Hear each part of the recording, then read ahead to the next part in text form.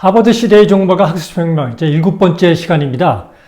지난 시간에 디지털 시대 교육이 어떻게 되어야 되고 그것이 산업화 시대 교육하고 어떻게 다른지를 설명해 드렸죠. 오늘도 연장선상입니다. 디지털 시대 교육이 무엇이 필요하고 그리고 방향은 어떻고 그리고 왜 산업화 시대 교육하고 다른지. 첫 번째 오늘 말씀드릴 것 첫 번째는 이 선생, 교수와 학생들 간의 디지털 디바이드, 디지털 격차가 어떤 문제를 일으키고 있는지 이 문제를 말씀드리려고 합니다. 디지털 격차에 앞서서 먼저 산업화 시대는 권력이 교수한테 집중되어 있고 수직관계로 되어 있다 그랬죠. 수직관계로 되어 있는데 이게 디지털 시대는 권력의 하향화가 특징이라 그랬잖아요. 그러니까 학생한테 권력이 가고 있죠. 가고 있고 점점 더 권력화가 세지고 있죠. 그래서 이걸 온디맨드 경제라고 그랬잖아요. 그러니까 학생들에 대한 온디맨드 경제가 훨씬 심화되고 있는데 교수들의 지난 150년간 교수들에게 집중된 권력은 이 관성화 때문에 잘 안 바뀝니다. 그리고 지난 시간에 말씀드린 것처럼 대학도 세대 교체가 잘 안 되고 있고요. 사실 중고등학교도 세대 교체가 그렇게 많이 되지는 않고 있습니다. 벌써 10년 전부터 이 교대 졸업생들의 교사 채용, 선발 인원이 점점 줄어들고 있죠.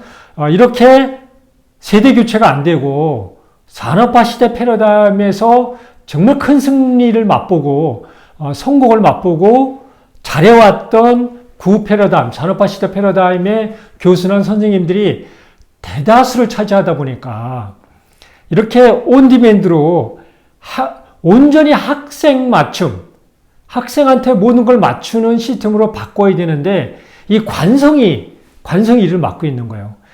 그래서 이것의 첫 번째가 대학에 와서 보면 아직도 변하지 않고 있더라고요. 수강 시스템. 매 학기가 시작되면요. 봄, 가을 시작되면은 이 수강 신청 때문에 학생들이 곤욕을 치릅니다. 미국도 마찬가지고요. 한국도 마찬가지입니다. 제가 다니는 이 학교는 실습 과목이 많기 때문에 그래도 덜한 편인데 보통 4년제 대학은 꼭 그 유명 가수들, 아이돌들 이 팬들이 이 공연 티켓 열면은 막 PC방에서 PC를 몇 대씩 켜놓고 그거 티켓 매매하는 거하고 거의 비슷합니다. 컴퓨터를 켜놓고 수강 시간으로 지청을 오픈하면은 내가 듣고 싶은데 인기가 있는 과는 정말 빨리 신청을 해야 돼요. 그렇지 않으면은 그 과목을 들을 수가 없어요.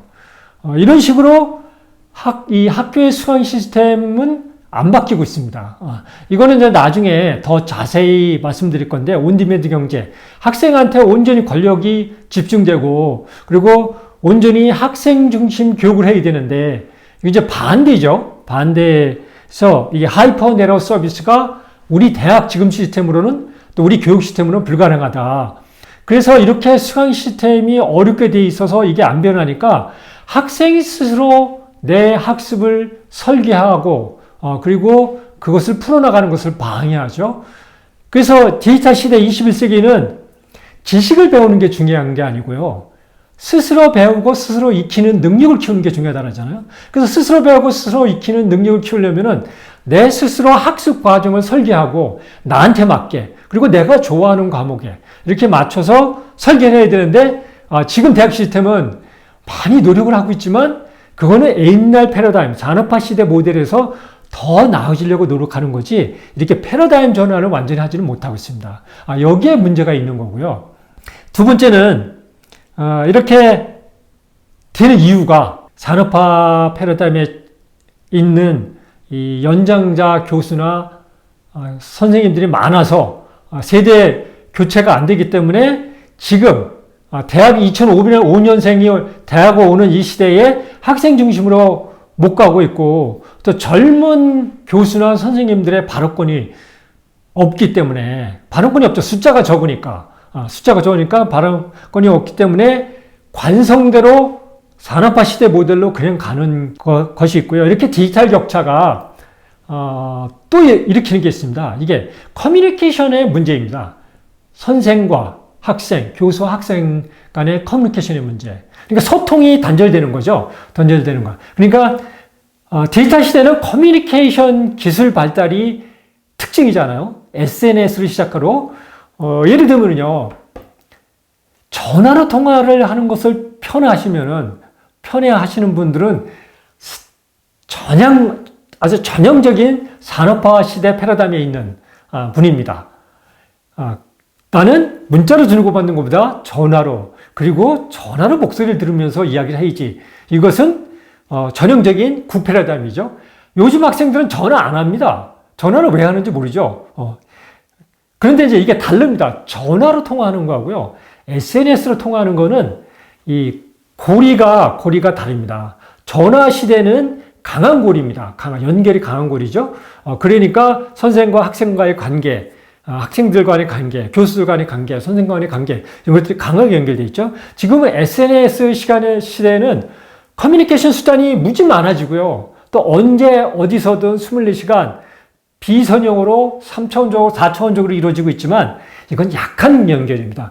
언제든지 끊을 수가 있죠. 그래서 이 디지털 기술 격차는 커뮤니케이션의 이 도구의 사용에 이 격차를 가져와요. 선생 그룹하고 학생 그룹하고.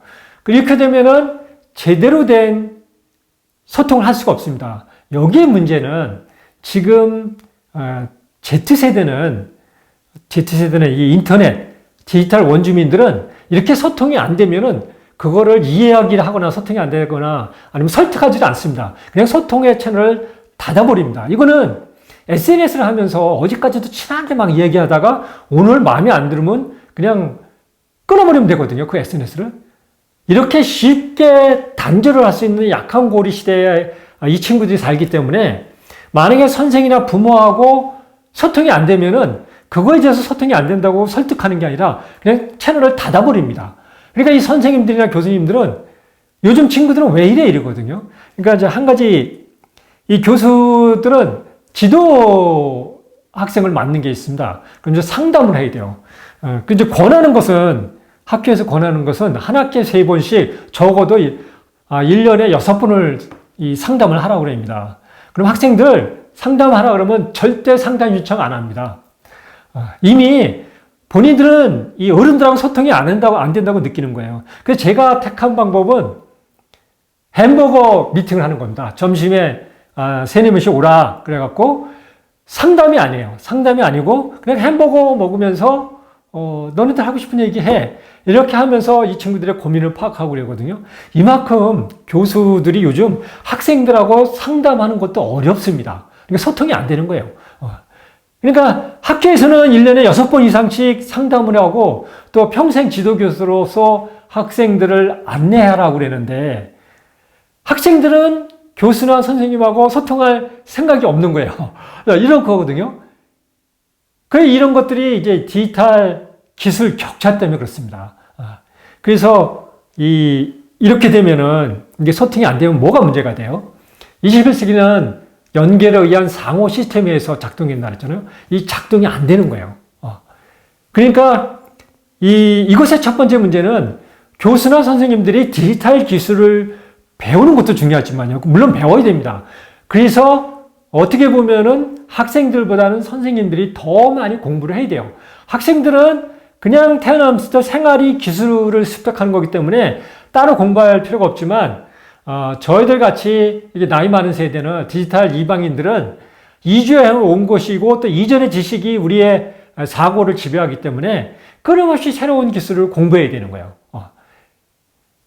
그래야 이 선생과 교수들이 권력을 내려놓고 학생들과 수평적인 권력 관계를 형성할 수 있거든요. 이게 디지털 도구를 모르면요, 아무리 나는 학생들하고 친구처럼 지내 그래도 수평적 권력 관계를 할 수가 없어요. 그래서 디지털 기술을 배워야 교수의 인생 경험, 학생들은 인생 경험이 없거든요. 교수나 선생님들이 갖고 있는 가장 큰 재산은 인생 경험입니다. 경험과 학생들의 디지털 기술, 이것이 합쳐지면서 상호작용을 하는 거거든요. 그래서 여기에서 상호작용을 하면서 새로운 가치를 만들고요. 그리고 교수와 학생이 교수와 학생이 이 수직관계에서 교수가 가르치고 학생이 배우는 게 아니라 서로 배우는 겁니다. 그래서 21세기는 에듀케이션이라는 말을 안 씁니다. 러닝이라는 말을 씁니다. 러닝, 배움입니다. 교수, 선생도 배우고 학생도 배우고 서로 상호작용에 의해서 이런 시대거든요. 그런데 문제는 학교 시스템이 왜 안 바뀌냐면요. 학교 시스템은 점점 더 나이 많은 교수나 선생님들이 많아지잖아요. 근데 이 적극적으로 기술을 배우는 게 정말 불안합니다. 기술이 계속 나오거든요. 뭘 하나 배우면은 뭐 비트코인이다, 뭐 블록체인이다, 그리고 한때 그래서 뭐 메타버스다, 뭐 난리를 쳤는데 지금은 생성형 인공지능이다. 그래서 뭐 매일매일 난리 치니까 이게 쫓아가기도 어렵고 엄두도 안 나요.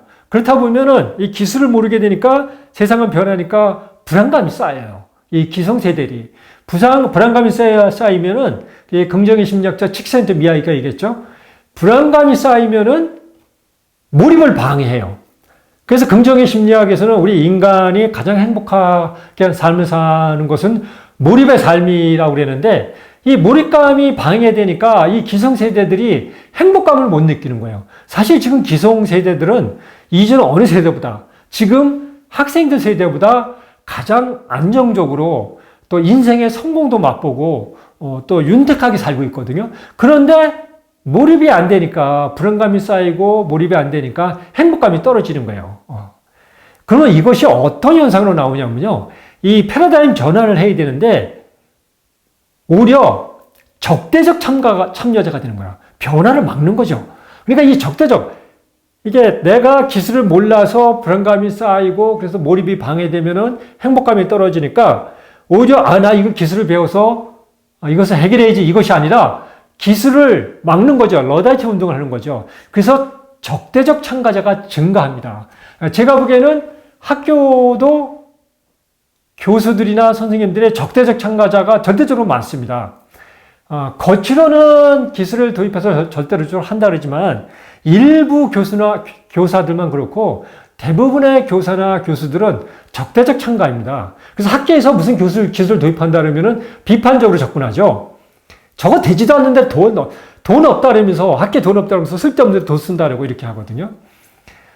그래서 어떻게 보면 대학 교육은 여기에 중점이 있는 것 같아요. 지금 학생들에 대한 교육도 중요하지만 기성세대의 기술 교육이 앞으로 대학 교육의 핵심이 되지 않나. 그러니까 대학의 새로운 기능이죠. 그러니까 평생 교육기관으로서 이 기술을 배우고 그 새로운 패러다임 배우려면은 계속 공부를 해야 되거든요.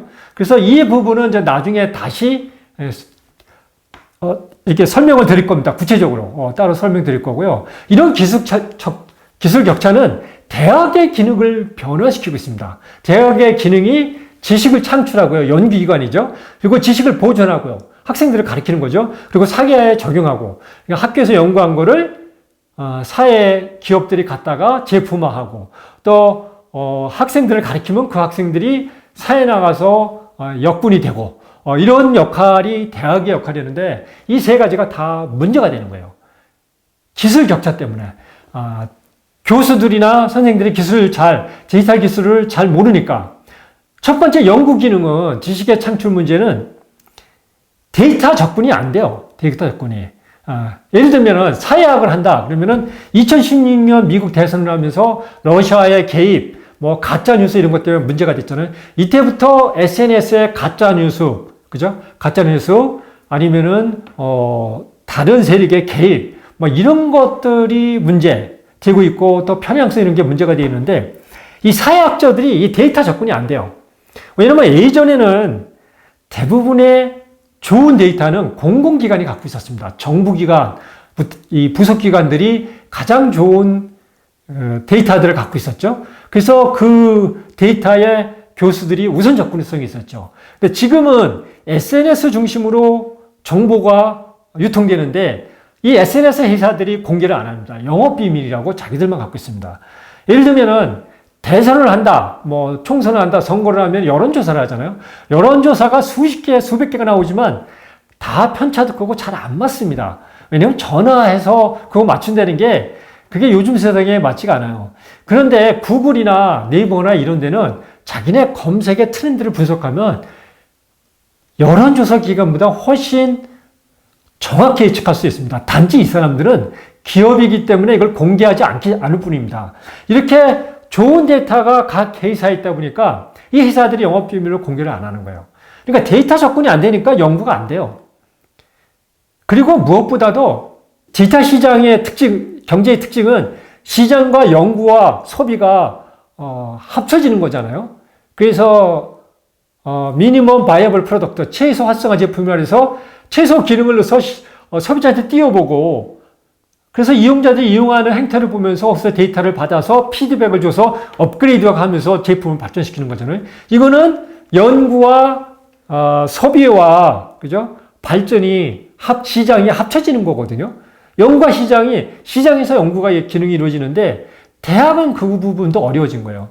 그리고 지식의 보존 문제, 가르치는 문제는 소통 문제, 아까 얘기한 디지털 격차에 의한 소통 문제이기 때문에 아이들하고 제대로 된 교육을 할 수가 없어요. 제가 대학에 와서 교수가 강의 안 하는 수업을 실험하겠다 그랬잖아요. 몇 번 얘기했잖아요. 그런데 내가 이렇게 제가 강의하는 수업을 안 합니다. 모든 것을 프로젝트 기반으로 학생들 스스로 공부하는 기반으로 수업을 합니다. 그런데 관심을 갖는 교수들이 아무도 없다 그랬잖아요. 관심이 없습니다. 예전식으로 아이들한테 가르치는 거예요. 그리고 요즘 애들은 집중력도 없고 수업 시간에 스마트폰 보고 있고 자거나 스마트폰 보고 있고 실제 강의실에서는요.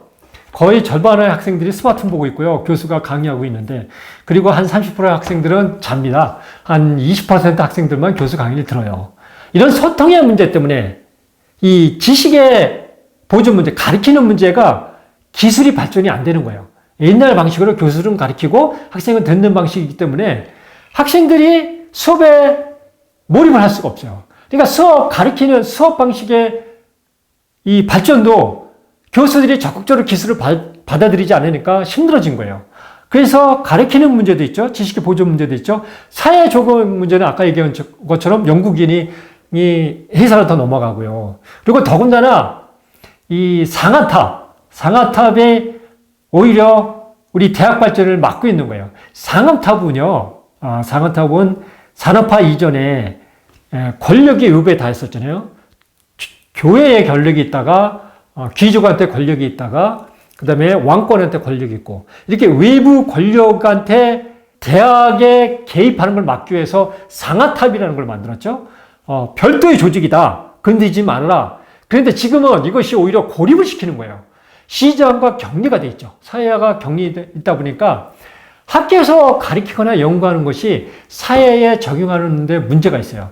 저도 학생들을 가르치는 이 커리큘럼을 다 보고 졸업하는 학생들을 이렇게 상담을 하다 보면은 대학 교육이 정말 잘못됐구나.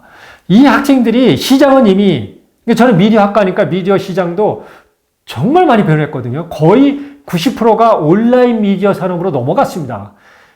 그런데 대학에서는 거의 90%가 오프라인 중심의 미디어예요. 전통 미디어 교육으로 되어 있어요. 그러니까 시장은 일로 갔는데 이 친구들하고 상담하다 보니까 이 친구들은 온라인 미디어 기업에 가서 일을 해야 되는데 교육을 전통 미디어, 오프라인 중심 교육을 받았구나. 그러니까 본인들도 무엇을 할지 모르는 거예요. 전통 미디어는 길이 없고요. 안 뽑습니다. 왜냐하면 망해가기 때문에 거기서는 젊은 신입사원을 안 뽑거든요. 그래서 거기 가서 일하고 싶어도 못하는데 온라인 기업은 어떻게 가야 되는지는 모르는 거예요. 이렇게 사회와 경력이 되기 때문에 대학이 문제가 되는 거예요.